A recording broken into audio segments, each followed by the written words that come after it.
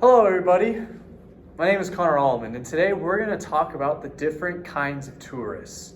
There's so many different kinds of tourists. There's your classic tourists who go to Disneyland, have a great time, have fun, they love Splash Mountain. But then there's your other kind of tourists who go to Mount Everest and they want to climb the highest peaks in every state. There's so many different kinds of tourists.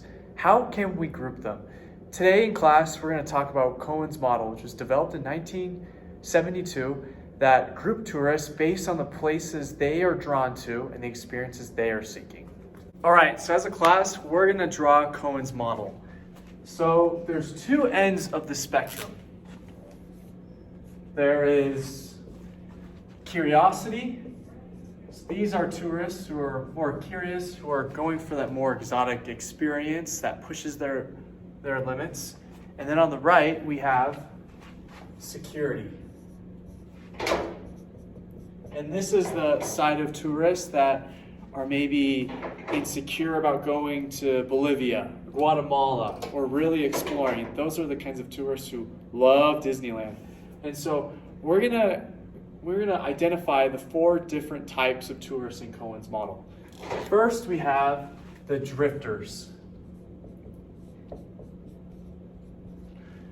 Drifters are the kinds of people that are just crazy. They love exploring. They are part of the local environment. They are part of that local town. These are the people who are gonna stay with native Guatemalans, stay with native Peruvians, French people. They are people who are completely immersed in host culture. These are the kinds of people who, again, do expeditions that aren't planned by anyone. It is all them.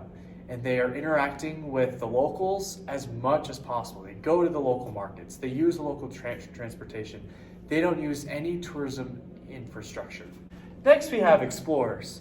These people are still quite adventurous. Not as adventurous as drifters. These are people who maybe stay at hotels, but are still doing quite unusual experiences like riding llamas across the Andes.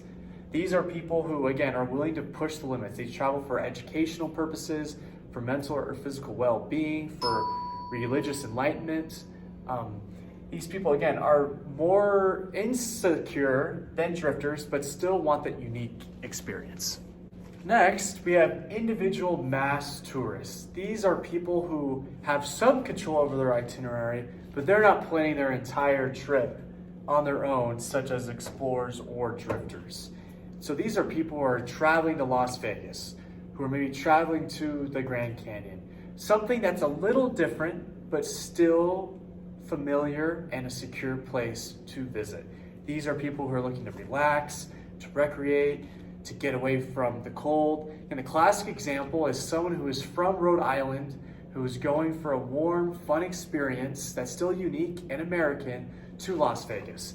You don't have to travel to Paris or these unfamiliar places or Egypt to see all these wonderful landmarks. You can come to Las Vegas and they have their own version of the Sphinx and the pyramids and the Eiffel Tower.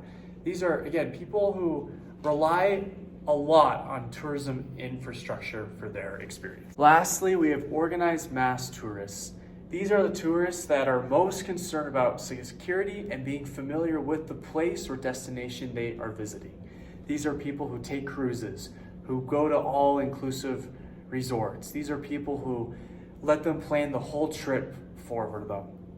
These are people that, again, aren't looking to push the limits. Why would you venture off the beaten path? Why would I step off of a big bus, of a tourism bus? Why would I leave the resort? This is how these tourists think in this setting. An example of individual mass tourism is through Fun for Less Tours. This is a company that specializes with LDS seniors who are wanting to push the envelope a little bit, but still have everything taken care of by a travel agency.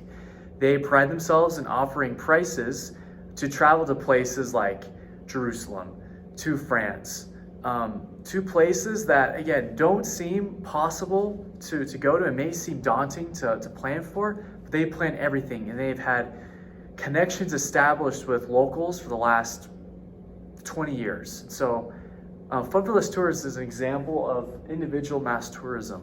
Thanks for coming to class.